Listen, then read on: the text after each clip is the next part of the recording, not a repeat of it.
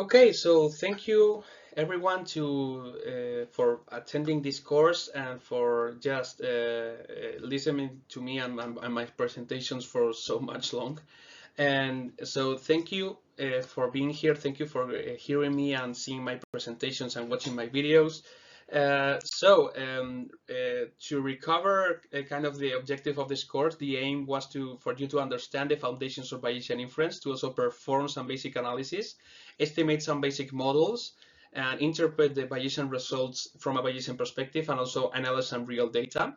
So this was our schedule. I think it was kind of complete to make an introduction. It's not that much for an expert training, but I think that it can be a really nice starting point to ask more questions and start doing more research in Bayesian research, and maybe get into a really interesting and fancy Bayesian methods. Okay, so I would like to recap on all of what we have seen and make some take-home messages. So first of all, I would say that Bayesian analysis is increasingly accessible, and the work by the JASP team has been incredible from my point of view. I have seen JASP being born and to grow, and I feel enormous gratitude and luck to be in the same timeline as JASP and in the same years as the development of JASP regarding this zone of statistical inference or Bayesian inference, because before JASP or at the early stages of JASP, doing Bayesian analysis was kind of a tough task. It was complex to understand. The papers weren't much accessible because the technical details were a big requirement to get into the thing, and also many Bayesian scholars would create a really complex language because they wanted to create a community based on really integrate and structure ideas on how we should treat uncertainty, which I actually agree on. So I think it's really fortunate for us to have the accessibility that JASP provides, at least from the surface level, and also for a basic kit of making statistical inferences. I think that Bayesian analysis also is able to outperform standard NHAST in some areas. For example, for some small samples that are the typical thing in applied psychology, like in organizational psychology, intervention studies, clinical psychology, etc. Bayesian analysis can create a way forward, because with a very small sample, but with a really strong theoretical framework, we can create big hypotheses to tackle on that, create a very informative priors to then save statistical power and also create informed inferences. In addition, we can create complex and multivariate structures of data and also of techniques, like for example Bayesian structural equation model that cannot perform NHAST in some places. And there are also many areas in development. For example, Bayesian imputation is something that I have not covered here, but can be really promising regarding making ways forward with the current challenges in missing data imputation. However, there are some limitations from my point of view of Bayesian inference. It requires to be really rigorous, responsible, and transparent of what you are thinking, and this is very easily failed. It requires for you to know what you expect, to be honest about that, and be transparent, and to translate that into a statistical distribution.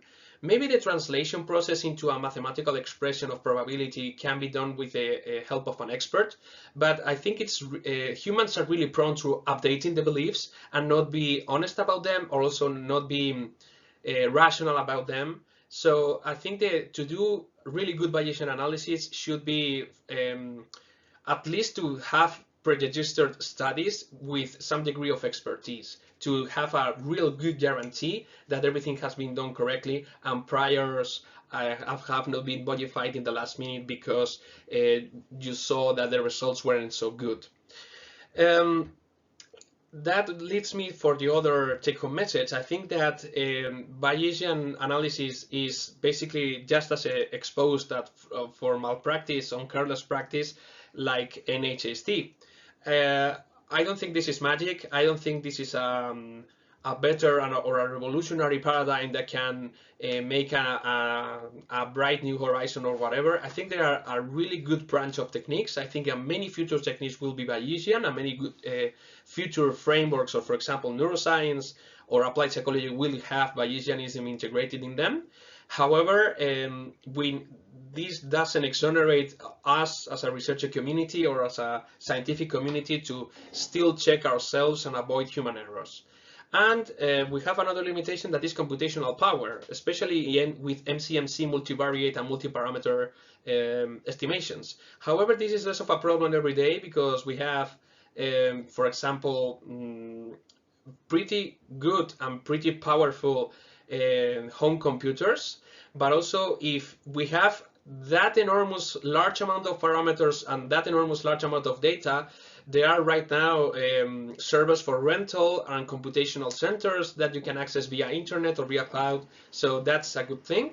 And maybe in the future we can have quantum computers to resolve this task. Okay, so maybe the future is Bayesian. I think so, yeah, but not from a revolutionary point of view. I would say that we will learn and we will create ways forward thanks to Bayesianism.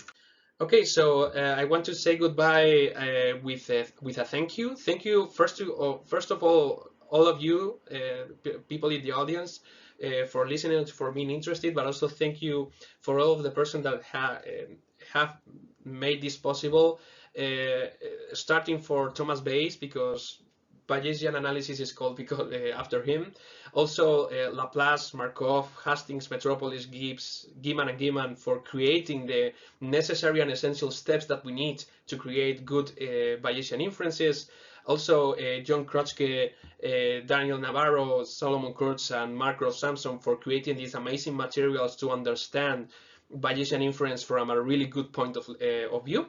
And finally, all of the JASP teams, the founder Jonathan Love, for example, and also Eric Jan Wagenbeckers and all other people involved in the JASP community and the JASP team for making this amazing software that is free, open source, accessible, and you can do really complex techniques with a really visual representation.